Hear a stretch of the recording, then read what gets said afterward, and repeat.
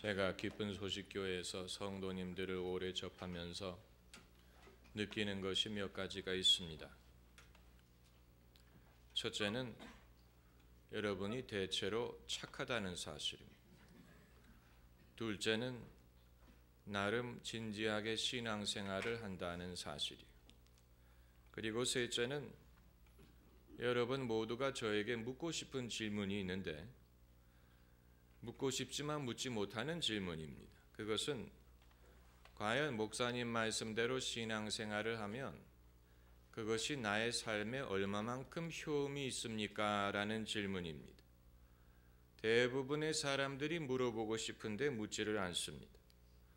하지만 저는 여러분의 침묵을 아주 강력하게 느낍니다. 그리고 막중한 책임감을 느낍니다.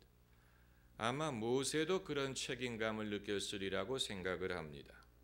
많은 백성들이 모세 한 사람을 믿고 400년이나 살던 애굽을 떠나왔을 때 모세는 내가 이 백성을 가나안 땅으로 인도하지 못하면 어떻게 되나 아주 무거운 책임감으로 그에게 다가왔을 것이고, 또 다윗이 400명 남짓한 사람들의 두목이 됐을 때 빚진 자, 원통한 자 이런 사람들이 다윗을 따랐는데 다윗은 이들의 인생을 책임져주는 아주 중요한 책임을 떠맡은 것입니다.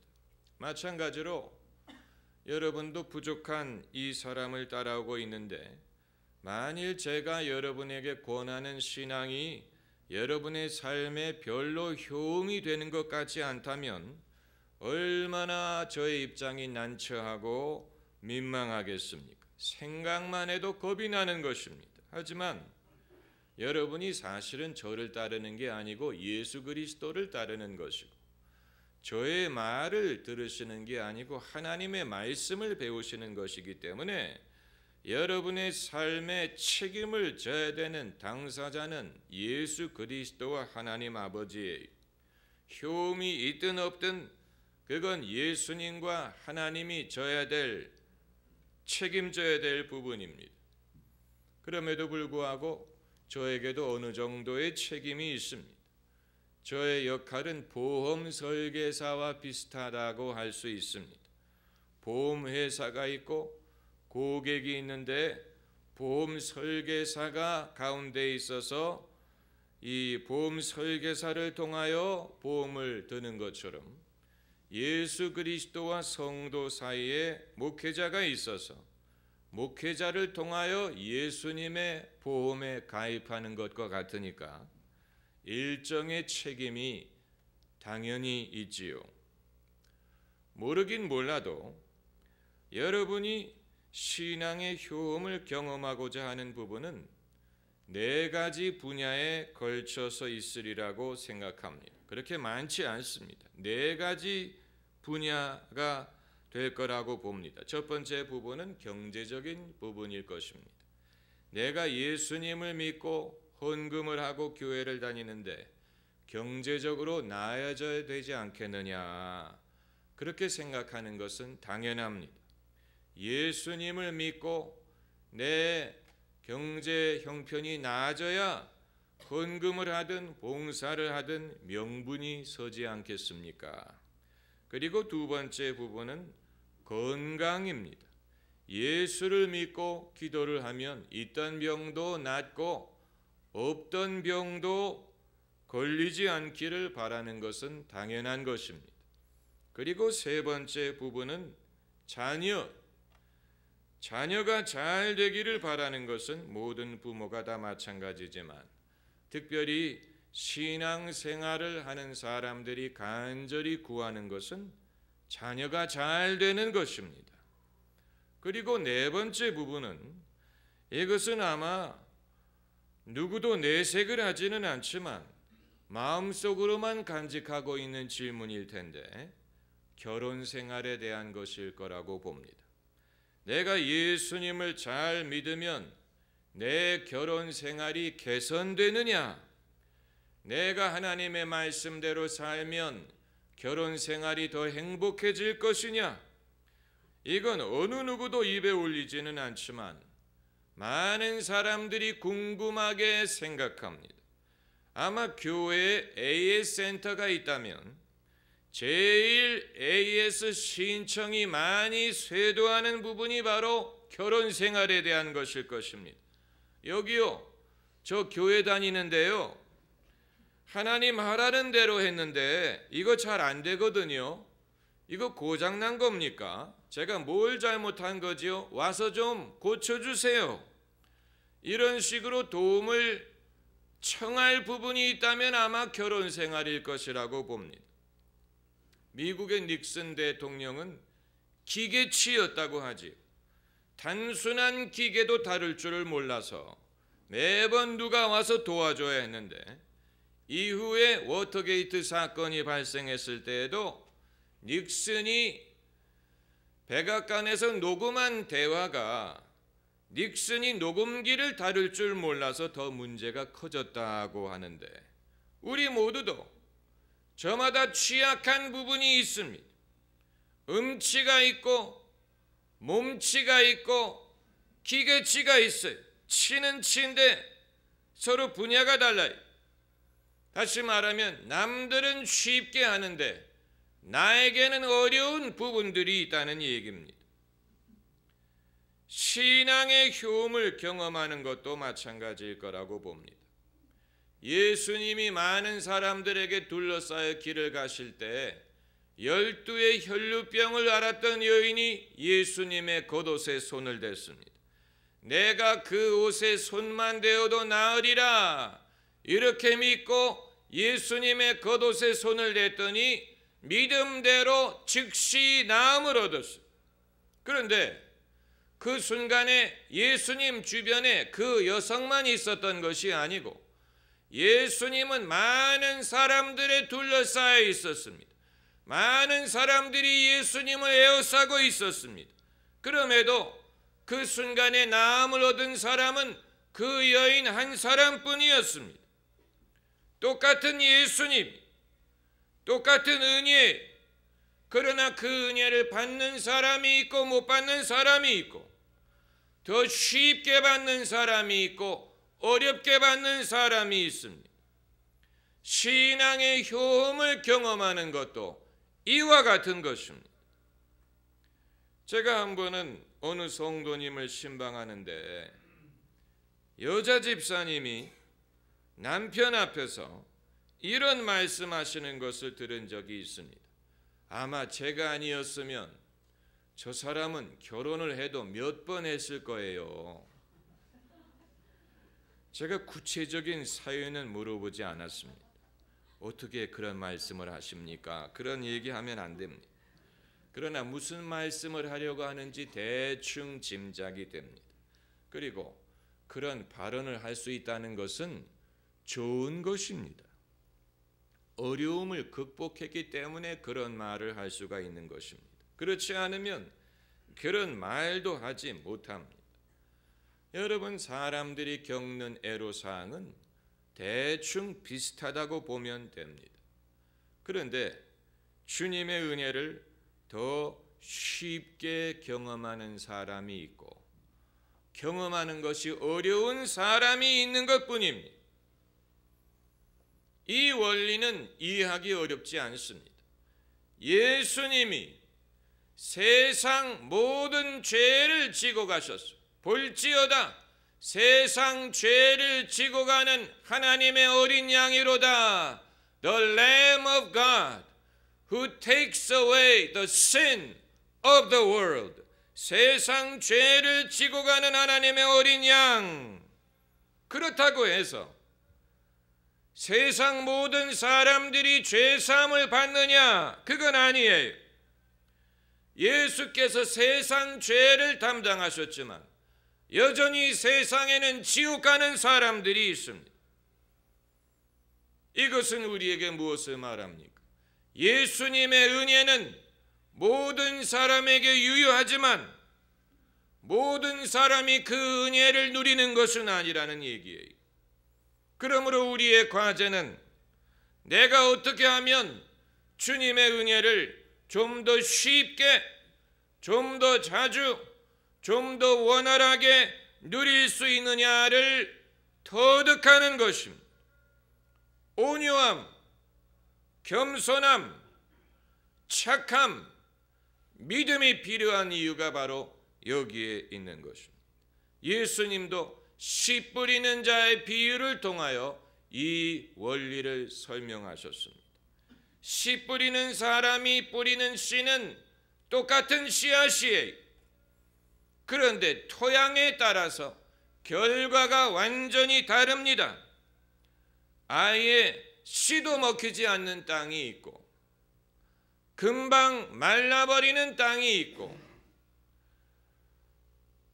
싹이 나는데 기운을 빼앗겨서 열매를 맺지 못하는 땅도 있고, 그리고 30배, 60배, 100배의 열매를 맺는 땅이 있습니다.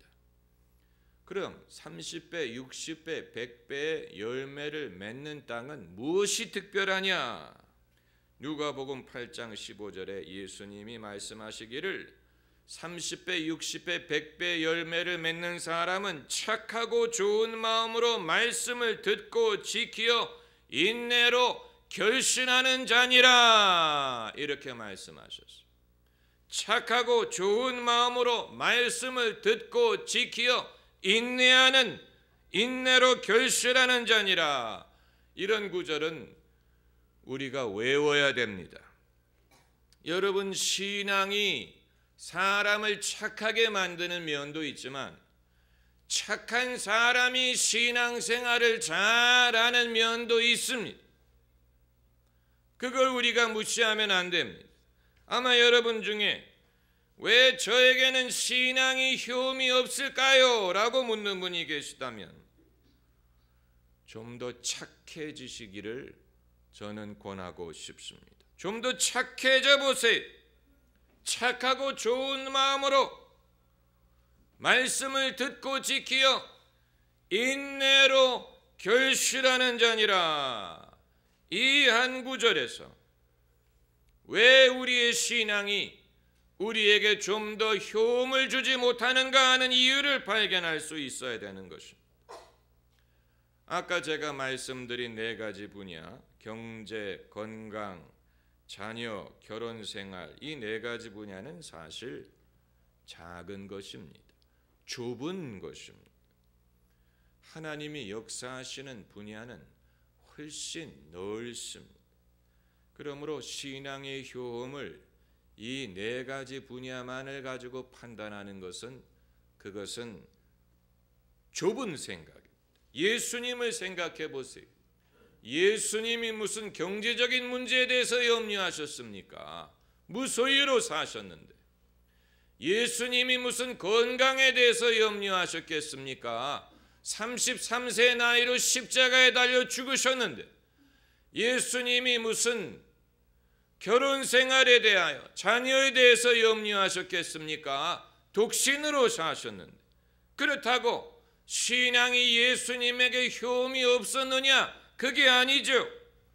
우리가 생각하지 못하는 훨씬 크고 광대한 분야에 있어서 신앙은 예수님에게 효험이 많았습니다.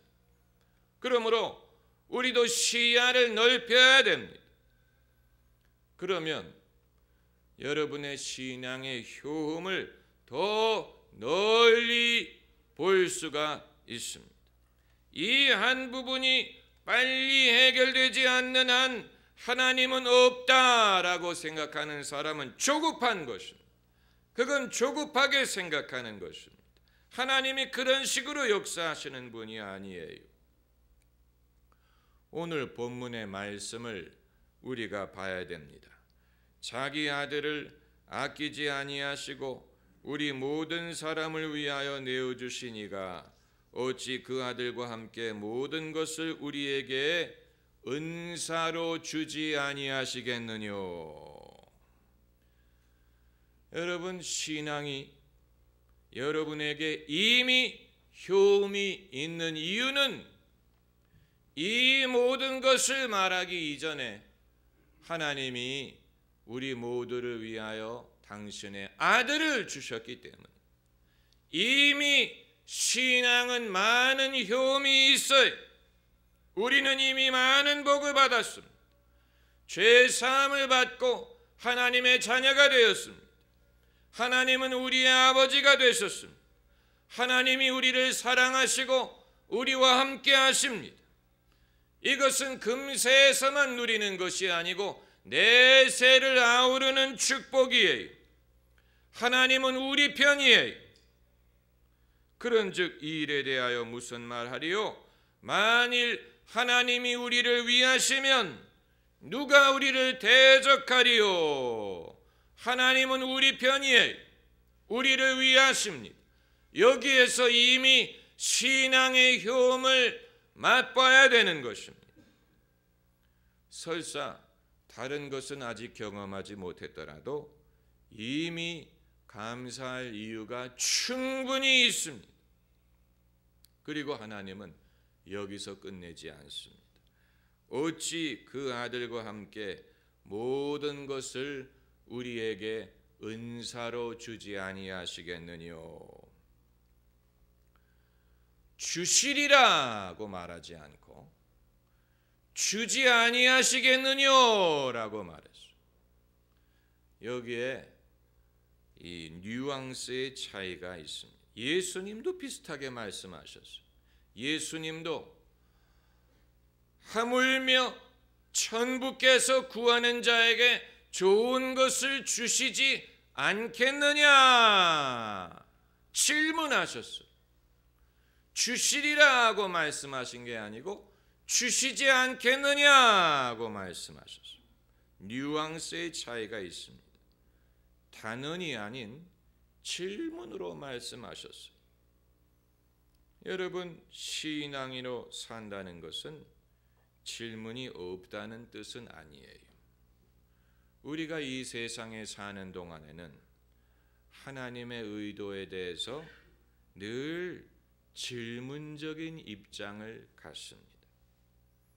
여러분 마음속에 갖고 계신 것이 질문인 것처럼, 그런데 이 질문은 의심에서 비롯되는 질문이 아니고 의심을 낳는 질문이 아니고 믿음을 주는 계기가 되는 질문이에요. 질문을 통해서 사람은 답변을 얻습니다. 많은 사람들이 예수님께 나와 질문을 던졌어요. 그리고 예수님은 그 질문에 답하는 과정에서 놀라운 말씀들을 많이 하셨습니다. 주님에게 질문하는 것은 잘못된 것이 아닙니다. 질문이 없는 사람은 신앙에 대하여 진지하게 생각해 본 적이 없는 사람입니다. 질문이 없는 사람은 막무가내로 믿거나 광신적으로 믿거나 아니면 자신의 머리를 꺼놓고 믿는 것입니다. 신앙생활을 많이 할수록 많은 질문에 대한 답변을 얻는 것뿐만이 아니고 더 깊고 더 중요한 질문을 갖게 됩니다. 그렇기 때문에 하나님도 오라 우리가 변론하자라고 말씀하시는 것입니다. 질문하지 않는 사람은 배우지 못합니다. 배움은 질문과 답변을 통하여 이루어집니다.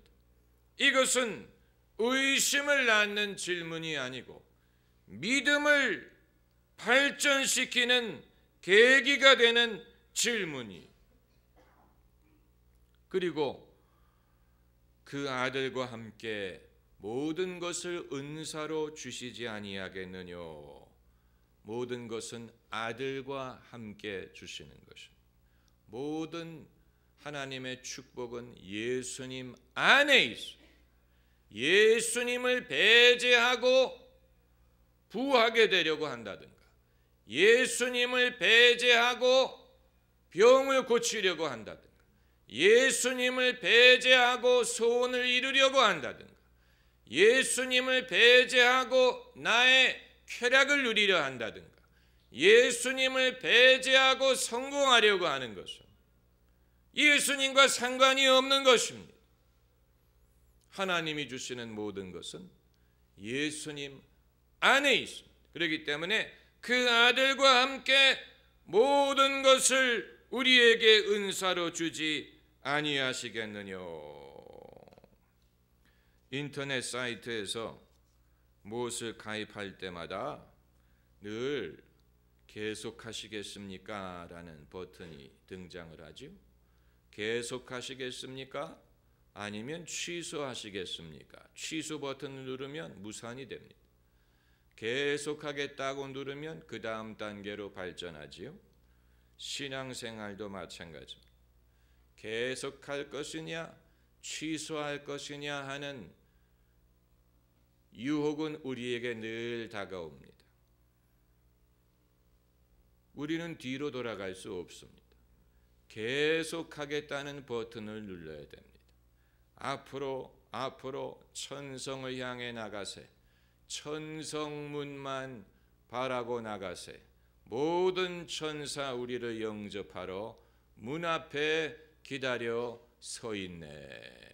할렐루야. 기도하십시다.